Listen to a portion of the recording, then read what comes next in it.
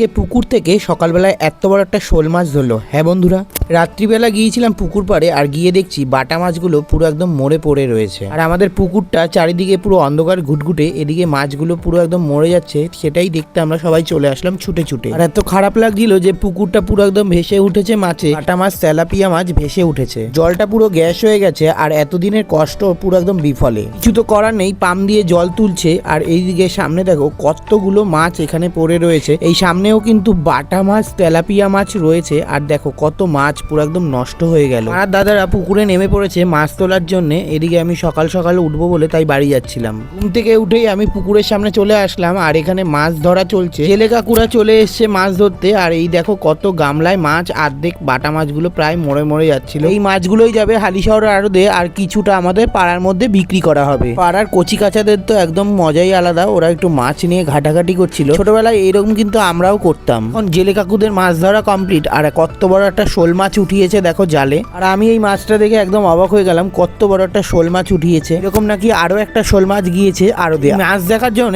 পাড়ার সবাই চলে এসেছিল পুকুর ধারের সামনে। আর দেখো ছোট ছোট মাছ পুকুরে ছিল। দেখতে না দেখতে এই বড় একটা শোল মাছ এটাই লাফ দিয়ে পড়ে গেল। দেখো কিভাবে পড়ছে, এটা একটু স্লো মোশনে তোমাদের সাথে শেয়ার করলাম। দেখো কিভাবে একটা লাফ দিল। সদ্য ধরা পুকুর থেকে জ্যান্ত মাছ বলে কথা, লাফ তো এমন ভাবে দেবেই। বন্ধুরা, তোমরা কে কে এমন ছটফটানি মাছ দেখোনি অবশ্যই কমেন্টের মাধ্যমে জানাও। এই মাছটাকে নিয়েই আবার গামলাতে রাখা হলো, অরিত্র সেটাই করছিল। এদারে আমি এখন সকালবেলায় মাছ দেখি। দেখা হচ্ছে অন্য কোনো ব্লগে। আজকের মতন টাটা, বাই।